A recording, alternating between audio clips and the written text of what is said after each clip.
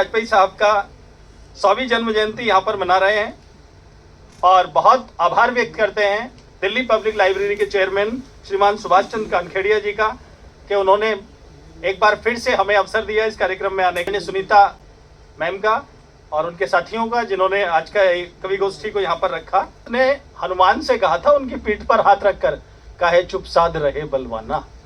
तब वो उद्बोधन थी कविता। जब बलवान को उसकी शक्ति याद दिलाई गई तब हनुमान जी ने एक छलांग लगाई और सीधे श्रीलंका पहुंचे और वहां जाके उन्होंने मानस का चिंतन है, कविता पीड़ा का नर्तन है। कविता मानस का चिंतन है, कविता पीड़ा का नर्तन है। कविता भावों की अमराई, कविता तुलसी की चौपाई।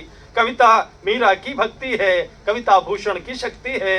दिनकर का उद्बोधन, जामवंत का संबोधन। कविता हारे का संबल है, कविता कठिन सवालों का हल है। और कवियों की हुंकार कविता, आप सभी का प्यार कविता, आप सभी का प्यार।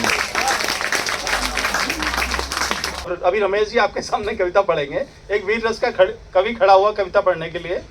उसने पढ़ना शुरू किया कि देश गुलामी की जंजीरों में जकड़ा ना जाता, देश गुलामी की जंजीरों में जकड़ा ना जाता, जकड़ा ना जाता, जकड़ा ना जाता। और अगली लाइन भूल गए। सामने कोई कैदी बैठा था, उसको भी कविता का शौक था। बड़े धीरे से बोला, भैया कुत्ते की पूंछ पे मेरा पाँव ना पड़ता तो पकड़ा ना जाता। लिए सजा दी गई और इन सब बेचारों को जीवन भर की सजा दी गई।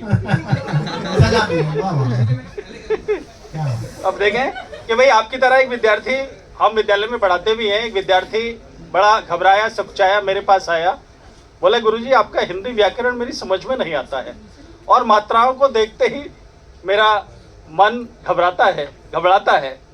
मैंने कहा बेटे सीधे सीधे समस्या पर आओ। बोला गुरुजी पत्नी पर कौन सी की मात्रा लगाऊं?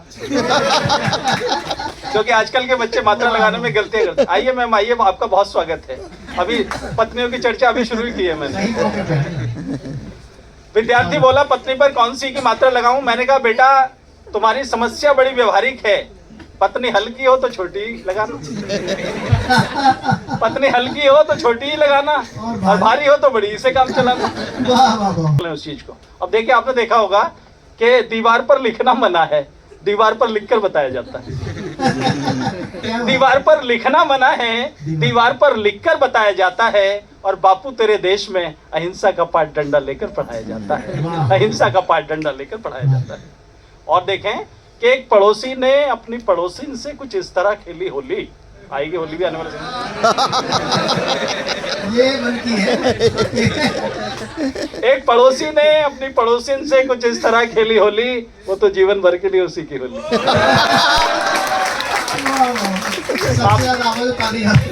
में कुछ भूतपूर्व नौजवान, जिन्हें रमेश जी बुजुर्ग कह रहे थे, मैं तो उन्हें भूतपूर्व नौजवान कहता हूँ, वो बैठे हैं और हमारे युवा साथी बहुत सारे इस कवि सम्मेलन को सुनने के लिए आए हैं। भाई आपका बहुत स्वागत है, अभिनंदन है। और रमेश जी मैं एक चेतावनी आज की पीढ़ी को देना चाहता हूँ, आप सुने, आपको पसंद आएगा। कि जिस घर में बुजुर्गों का सम्मान नहीं होता है, सुनिए हमारी उम्र के लोग भी बैठे हैं और बच्चे भी बैठे हैं यहाँ पे, कि जिस घर में बुजुर्गों का सम्मान नहीं होता है, उनकी जरूरतों का किसी को ध्यान नहीं होता है, उस घर की खुशियों पर टूटती हैं बिजलियां, क्योंकि बचाने के लिए भगवान नहीं होता। उस घर की खुशियों पर टूटती हैं बिजलियां, क्योंकि बचाने के लिए भगवान नहीं होता। लेकिन भगवान स्वरूप बहुत सारे ये छोटे छोटे बच्चे भी हमारे बीच बैठे हैं। प्यारे बेटा, दिल्ली पब्लिक लाइब्रेरी में पढ़ लिख कर निश्चित रूप से आप अपने भविष्य को आकार दे रहे हैं, तब मैं आपको प्रेरणा के लिए कहना चाहता हूँ।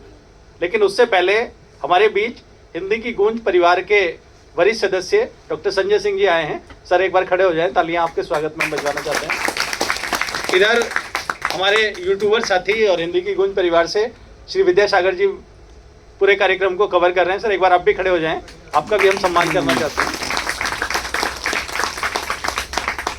तो बच्चों आपसे मेरा कहना है कि हार कर बैठो नहीं और जीत कर बैठो नहीं। छोटी सी सफलता मिल जाए और हम पार्टी कर लें उस दिन, है ना।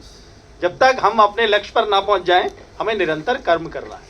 कि हार कर बैठो नहीं और जीत कर ऐठो नहीं, जोश में मत होश खोना, ना कभी मदहोश होना, और नित कर्म में तत्पर रहो। मेघ शीत आतप सहो और जय नहीं जयकार होगी। सच को केवल सच कहो, सच को केवल सच कहो। और दो पंक्तियां मैं और आपसे कहना चाहता हूं बच्चों। आपके बीच मेरा आना जाना होता रहता है, कभी मैं आपके जज बन के भी आता हूं प्रतियोगिताओं में। यदि चाहते हो कि उन्नति मिले, उत्कर्ष मिले, भाई इसीलिए तो पढ़ रहे हैं हम भी आपकी तरह कभी तैयारी किया करते थे। यदि चाहते हो कि उन्नति मिले, उत्कर्ष मिले, खुशियां लहलहाएं, जीवन में हर्ष मिले, लोग मुझको क्या कहेंगे छोड़ दो इस बात को। लोग मुझको क्या कहेंगे छोड़ दो इस बात को। पथ केवल वह चुनो जिसमें केवल संघर्ष हो। पथ केवल वह चुनो जिसमें केवल संघर्ष हो। और चार पंक्तियां। आप तालियों की बात कर रहे हैं ना जी भाई साहब। तालियां ये और भी दुगने उत्साह से बजाएंगे हमारे सुधीर श्रोता जन जी। चार पंक्तियां मैं इनके नाम करूं यदि आपकी इजाजत जी हो। स्वागत भाई साहब, आप राजेश शर्मा थे। एक गीत मैं आपके लिए रखता हूं, तालियों के नाम रखता हूं कि ससुराल स्वर्ग सी लगती है दोस्तों, होती है जिसमें 2-4 सालियां।